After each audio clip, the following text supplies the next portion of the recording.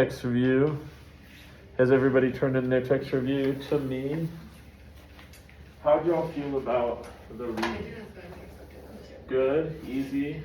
It was an easier read than I thought it was going to be. That's I usually good. hate textbooks and can't read them, but this one wasn't that bad. That's good. That's good. Yeah, Joy and I were just talking about. He interjects a little bit and he uses some common knowledge, so it doesn't sound as dry as it could be. Question. Where do we turn in this? I just emailed it to you. Email it to me is fine. Yeah, Okay. So as long as it's emailed to me right before class, and I got yours. Okay. Yeah, so Yeah, you're because I was good. like, okay. Yeah, go Will ahead. you take it if it's printed? Yep, I will love it if it's printed. Hand it over. Thank you. So, I did not almost die. No one saw me. nobody's allowed to die in I'm pedagogy. so cool. Yeah, so I'll take if you want to print it out, you can print it out. If you want to send it to me in an email, you can do that. It's all good. Yeah, as long as it's in my hands before class. So we're going to go through the answers to this. It's a nice start. Yeah. Hello. Pardon me, I was gone for a bit, so. Oh, don't worry. How are you feeling? Good. I wasn't sick. It was just life. So. The life thing. Yeah. No worries. You're auditing, so you're allowed to not be. I'll try to catch that. I will. Yeah. No worries. No worries. So go ahead. Do we have a text review for every class starting today, or is it once a week? We're gonna do 3 in a row, and then we're gonna have a little break.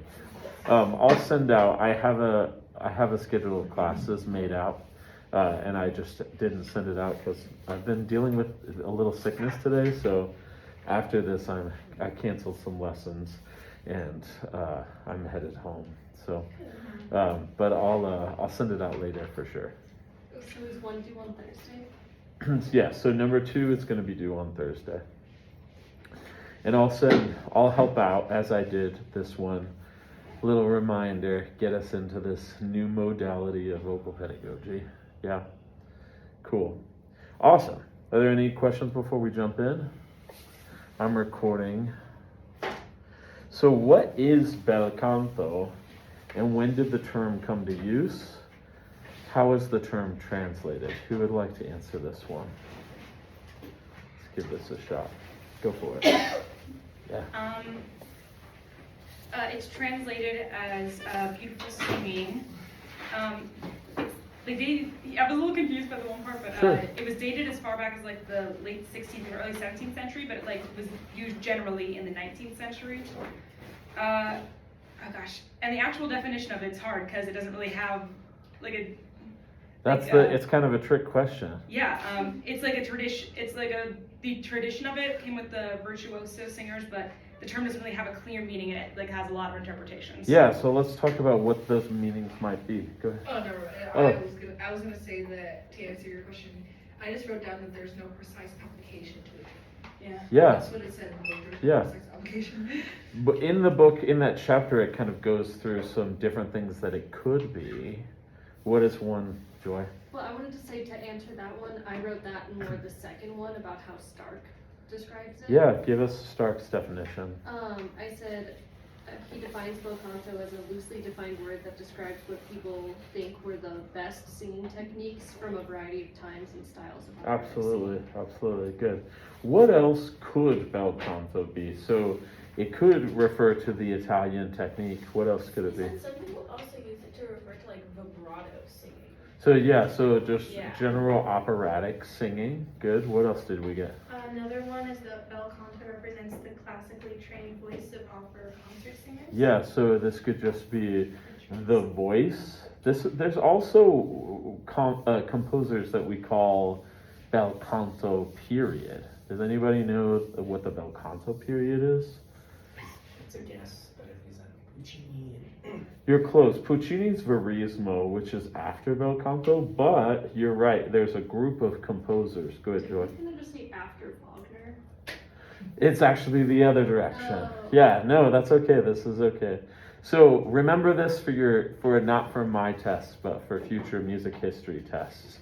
Bel canto period. The bel canto period roughly refers to 3 composers that were really famous for writing in the bel canto style.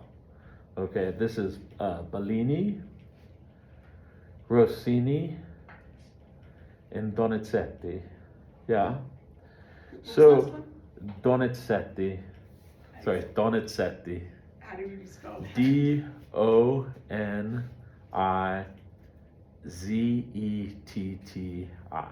Okay. So these three composers, there were other composers that wrote in this style, and early Verdi was bel canto as well. So let me give you an example. So the music itself is very simple. So you'll hear like really simple textures like.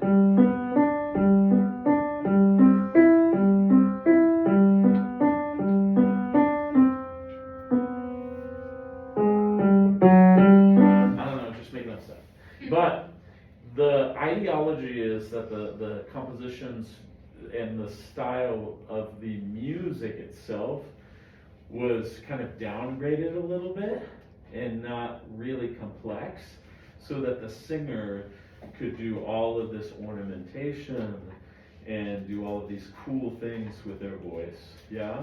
If we have time here, I'll play a bel canto piece. How many of you ever heard of Casta Diva? Yeah? Well, I'll play a little if we have time at the end, and you can listen to kind of the simple texture and then what the singer is doing around it. So, beautiful singing, beautiful voice. It all becomes about the singer, okay? I had mentioned in the past that Baroque and classical often are about imitating instruments, okay? So when you sing any of the 24 Italian songs and arias that you may have sung, that's about vocalists imitating instruments. When we get to the bel canto period, it's about instruments imitating vocalists. Okay, instruments that don't have vibrato, faking vibrato, so that they can sound like singers. Does that make sense? So it can be a compositional style, it could be a time period, it could be a vocal technique. Okay, lots of different meanings behind it. And of course, people refer to even like the early ideologies of opera as being bel canto. Yeah. So number 3, what is nomenclature? And we kind of talked about this on the first day of class. What is nomenclature and why is it perceived a problem in teaching voice? What's our problem? Gonna give it a shot. I said nomenclature is the naming of things often used in fields of science. Teaching voice is largely based on an oral tradition with verbal descriptions of voice quality used to supplement teaching. So, it's often used vaguely and incorrectly when we do implement it, and it's just not what we're used to. Yeah, so we might have a problem with labeling things. And often, as voice teachers, we might make up a term like we want you, to sing in the hamster wheel or something like that. We'll take an analogy and we'll say, spin your hamster wheel.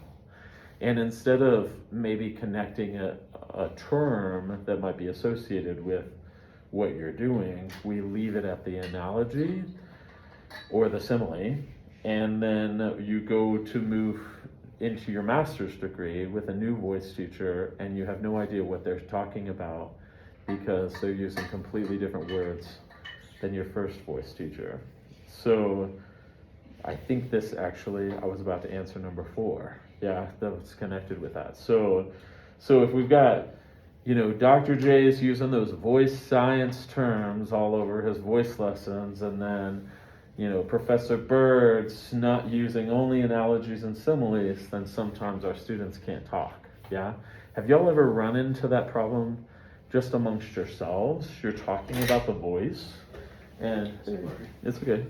And you realize that the person you're talking to has no clue what you're talking about, or they're talking about something completely different than what you thought you were talking about, like middle voice, high voice, flageolet, talking about certain parts of the voice. Yeah. So to get us into number 4, what has voice science done to help authors of voice manuals and voice teachers do? Go ahead. Well, voice science like takes a more objective and quantifiable approach to singing, so it lets authors and voice teachers more clearly define like what that is, like what they're trying to, the techniques they're trying to explain. Absolutely. So the nomenclature gets built and we can communicate with each other if we go that extra step to teach our students what we're talking about. When we lift a soft palate, are we teaching the student, okay, you're closing off the sinus cavity? When we say yawn space, do we say, now you've learned low larynx? Yeah. So just going that extra little step to build the language, just like Spanish, just like anything, we have a language that we're building and we're learning how to communicate with each other. Yeah. So this class will help you communicate with a laryngologist, communicate with a speech pathologist, communicate with people who study the voice in a scientific way. Does that make sense? Cool. Any questions about any of that? Awesome, we're like flying through. Who does Stark say invented the laryngeal scope, and what is it? Libby. He says that Manuel Garcia II invented the laryngoscope. Good. And he compares it to a dentist mirror almost, like it's like an angled mirror that's like a small, like you put it in your mouth to be able to look at the vocal folds That's while you're it. singing. Yeah. And I didn't really focus on this, but I was also like, I had my first like laryngoscope this summer, and I was like, it was like, it's interesting to see how much it's evolved, obviously, Yeah. since like the camera and like electricity. Yeah, and all those electricity things. and Yeah. all of these things. Yeah. Yeah, they were literally just sticking this mirror into people's mouths Yeah. and looking at the folds for the first time. Some clinics actually still do this in a chair that leans back. Did you have an I was experience? about to say, Yeah. like, it's also funny how little it's also Yeah, evolved, yeah. because I was just in a class where we were talking about the rigid The rigid just scope, and yeah. just put it in the back.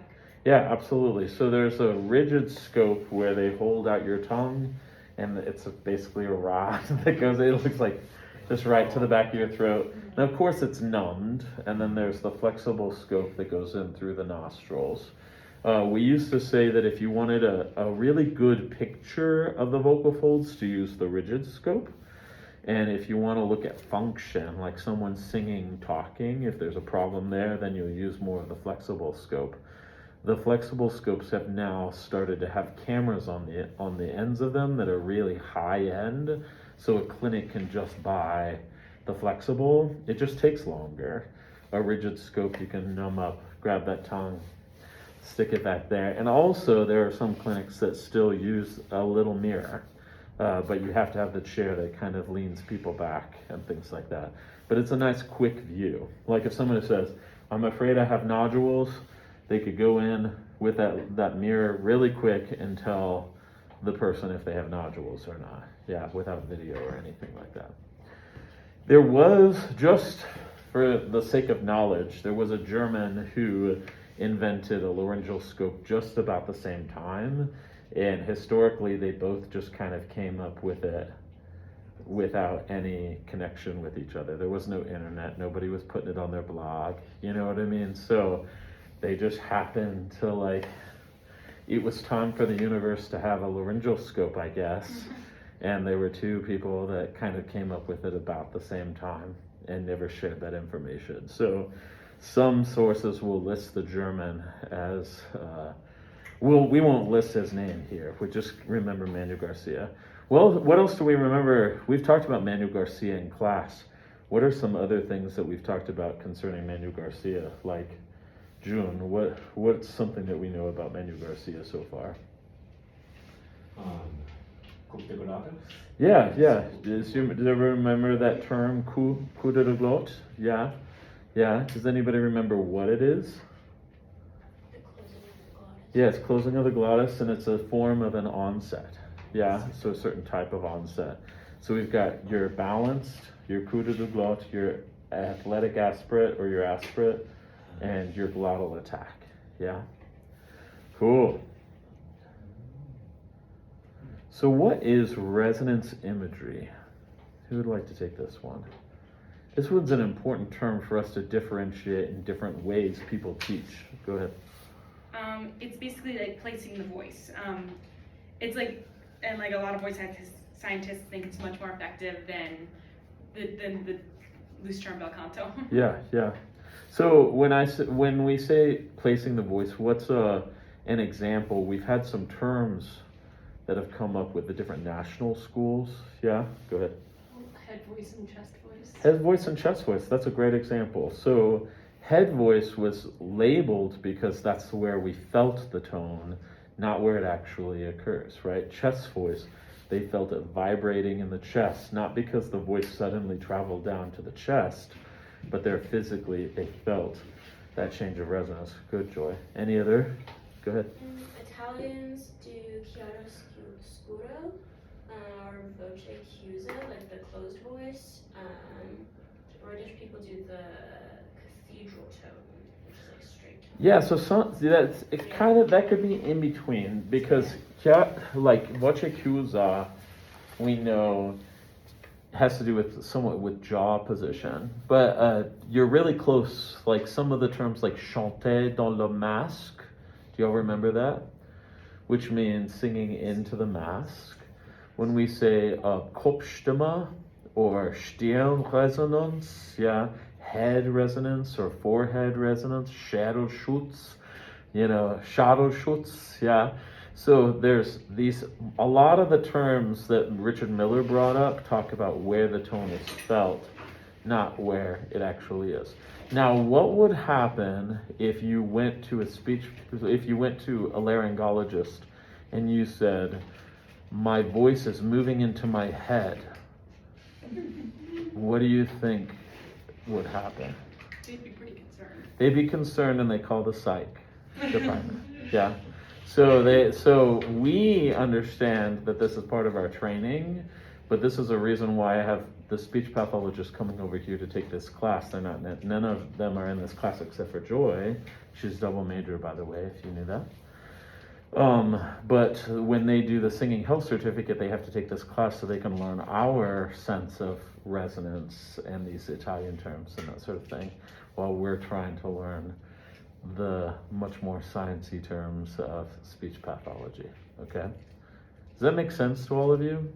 So it's not to say that resonance imagery is bad or that it's not usable. It's a great teaching tool, but it's not quantifiable.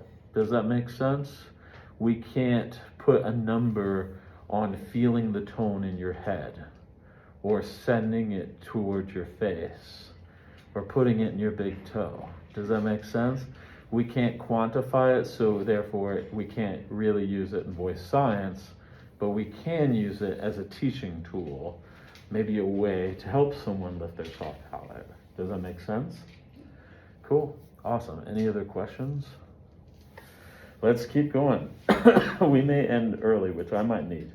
So according to Stark, traditional non-scientific voice teaching uses what 3 approaches to train the voice? Who would like to give that a shot? You want to give it a shot? Is it demonstration, imitation, and trial and error? That's great. Yeah, which kind of sounds like the scientific method, doesn't it? We kind of have a process of moving through. We have a hypothesis. We think, oh, maybe this singer needs to do this. So the teacher sings for the student, the singer sings it back, and then the teacher goes, not quite. Does that make sense? Let's make these few adjustments based off of your ability to imitate. What might be a problem with imitation? Go ahead. Taught middle school.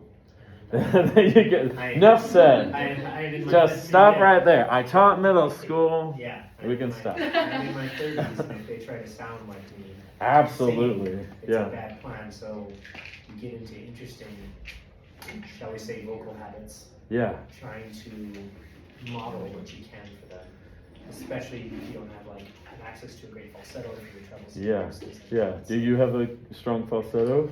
My kind of co-teacher used to kind of be a countertenor, so I was always Okay. and him. Yeah. There you go, and do that. Yeah. Even with falsetto, though, those of you know I teach Mia Copera. Do y'all know her? When she was a sophomore, she needed modeling, and I would sing at her, and then eventually her voice started sounding like a countertenor because I was singing at her, and so I asked Professor Bird to come to lessons to model for her so that she wouldn't sound like a man imitating a woman or cisgender female. Yeah. So it can be really tricky, even if you have access to a falsetto. That imitation won't go in. I was going to say I have a personal like experience with like why imitation can be risky. During COVID, I was doing virtual voice lesson things, and oh gosh, a lot, like half of them were like pre-recorded video lessons, and the other half were like Zoom. But one of the video lessons, the guy was he was explaining this like warm-up he does for belters. And I was like it was like the first time I'd ever really tried belting, which I was able to, and I sounded just like over the person Zoom. in the video, but yeah. well, over Zoom, yes, but like even just when I was practicing on my own, I sounded like the person in the video, the girl he had doing the example, but it was actually really, really heavy, and it was really unhealthy, and I didn't realize that at first, so it took me and my voice teacher a while to get me out of those habits. So yeah, to figure that out. Yeah, that's also hashtag Zoom lessons, right? They're problematic. We could talk about that too as well. Online lessons and imitation, and imitating artists that are, very famous, and whether or not they have a pathology or not, whether we're like copying the pathology, things like that. Just to bring this up, do y'all remember when we talked about formants and overtones, I mentioned how your devices boost certain things? Do y'all remember this? Do you remember what I said? You know this because you actually are a sound engineer. Yeah. But tell us about boosting. Well, it depends. It's a couple of things. You have Zoom has software built into it to kind of favor speech Yeah. harmonic ranges. So you're going to look at probably 2K to 5K boosted, Yeah. possibly. Yeah. Not to mention the speakers are smaller, so they're better at doing those higher frequencies. But that's why when I was doing Zoom lessons, singing them, we would have to do, there's also the compression. And Try to get raw compression. sound. Raw and all. sound, it's like the raw, I forget what it's called on Zoom, but it's something, they have an official setting now. Yeah. For that. Natural sound, I think is what they call it. Yeah. Oh, okay. Yeah, the same thing happens I have the Voce Vista system across the hall in my voice lab. And when we first set it up with the computer started deleting the singer's format because it thought it was noise instead of actually something good. So you could actually see 3K, like 3,000 hertz across the screen, and then it just disappears randomly. And of course, you're like, what did I do? Did I mess up? And then you realize that the equipment is creating boosts. So it's trying to boost formants and frequencies that are associated with like an E vowel. So there'll be usually like a little boost around vowel formants so that you're understandable on these devices. Does that make sense? So it's not going to give you a true sense of what the singer actually sounds like, and that can be really tricky. Now, if you know a singer, if you've given them live lessons and then you switch over to Zoom, it might be more reasonable and long term. But if you don't know what they sound like in person, you shouldn't really make timbral changes over Zoom, but you could look for breathing. You could look to see how they're breathing. You can listen for legato. You can listen for vowel purity. There's a lot of things you can focus on, acting and text and things like that.